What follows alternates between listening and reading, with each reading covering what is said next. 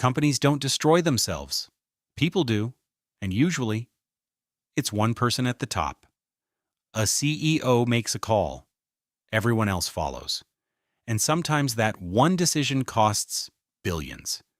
Here are 10 CEOs who made decisions that changed business history. For the worse. Same order, same disasters. Let's start. 1. MySpace.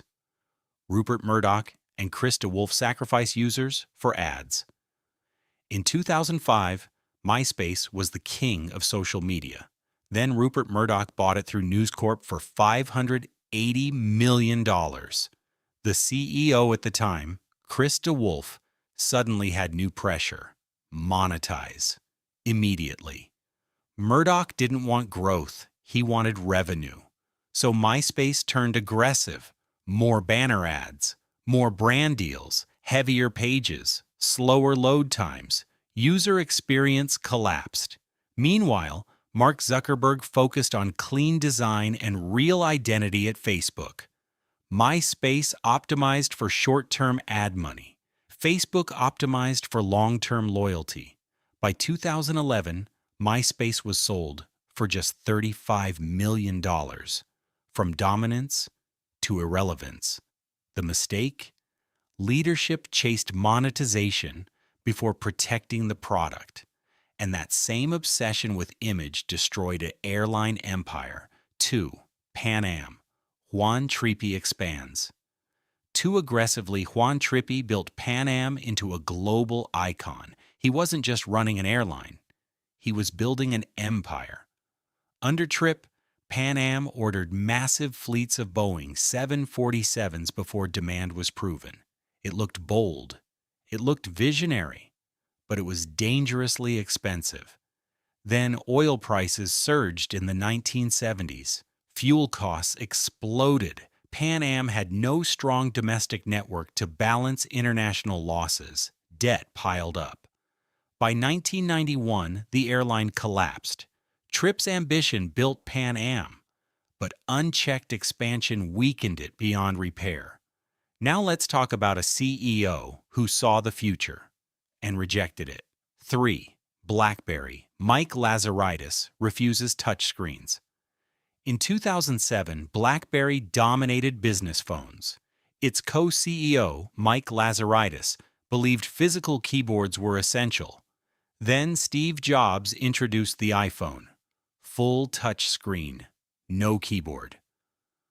Lazaridis reportedly dismissed it. He believed enterprise customers would never type on glass. BlackBerry stuck to its old formula. Meanwhile, Apple built an app ecosystem. Consumers shifted fast. By the time BlackBerry pivoted, it was years behind. From market leader to niche player. The mistake? Believing your current customers represent the future. But sometimes the mistake isn't resisting change, it's trying to control everything. 4. GE. Jeff Immelt. Overexpands the empire. After Jack Welch, GE was the most admired company in America. Then Jeff Immelt took over in 2001. Immelt pushed GE deeper into finance through GE Capital. The company became part industrial giant, part shadow bank. When the 2008 crisis hit, GE Capital was exposed. Risk everywhere, complex debt structures, liquidity pressure.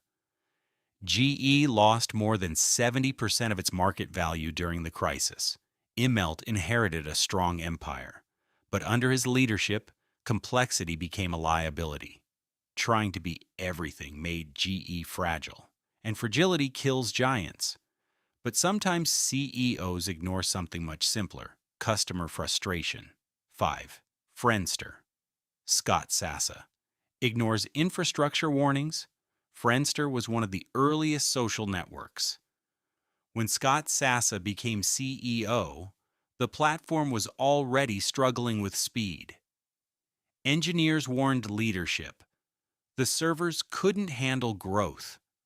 Pages were painfully slow. Instead of heavily investing in infrastructure immediately, leadership hesitated. Users left for MySpace. Then for Facebook, momentum vanished. Friendster never recovered. The mistake? Underestimating technical scalability. In social media, speed is survival, and ignoring what users actually want can cost billions. 6. Quibi, Jeffrey Katzenberg builds for ego, not demand. Quibi launched in 2020 with $1.75 billion. Its founder and chairman, Jeffrey Katzenberg, believed Hollywood-quality short content would dominate mobile. CEO Meg Whitman backed the strategy, but they misread the market. Nobody asked for premium 10-minute shows locked to phones. YouTube and TikTok already owned short form. Netflix owned premium. Quibi limited screenshots, limited sharing. No TV support at launch. 6 months later, shutdown, nearly $2 billion gone. The mistake? Building a product executives thought was clever, instead of what consumers actually wanted. Now let's talk about refusing to evolve. 7. Radio Shack. Joe Magnacca fails to reinvent retail. By the time Joe Magnacca took over, Radio Shack was already struggling. But instead of radically transforming stores, leadership leaned into phone sales and carrier partnerships. Small, cluttered stores remained. Amazon kept growing. E-commerce kept winning. Radio Shack declared bankruptcy in 2015. The mistake? Incremental change during a revolutionary shift. Retail needed reinvention. They offered tweaks, and sometimes trusting the wrong partner seals your fate. 8. Toys R Us. John Eyler, hands online to Amazon. In 2000, CEO John Eyler made a decision that would haunt the company. Instead of building its own e-commerce infrastructure, Toys R Us partnered with Amazon. Let Amazon handle online sales. Amazon learned everything about toy demand, logistics patterns, customer behavior. Then Amazon became the competitor. Toys R Us never built strong digital DNA. By 2017, bankruptcy. The mistake? Outsourcing your future to a company that wants to own it. And now, the most dramatic fall in startup history. 9. WeWork. Adam Neumann.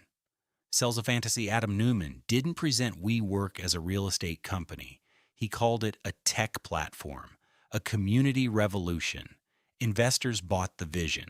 Valuation hit $47 billion, but losses were massive.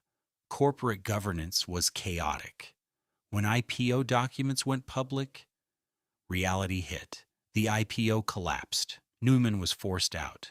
Valuation crashed. The mistake? Believe in storytelling can replace sustainable economics. Hype inflates, math decides. And finally, the collapse that shook the world. 10. Lehman Brothers. Richard Fuld bets the entire firm. Richard Fuld ran Lehman Brothers with intense confidence. During the housing boom, Lehman loaded up on mortgage-backed securities, high leverage, massive exposure. When cracks appeared in 2007, Fuld didn't aggressively reduce risk. He doubled down, believing the market would rebound. It didn't. In September 2008, Lehman Brothers collapsed, the largest bankruptcy in U.S. history at the time. Global markets panicked. The financial crisis exploded worldwide. The mistake? Overconfidence during a bubble. When leverage meets denial, collapse is inevitable. Every CEO on this list was intelligent, experienced, respected.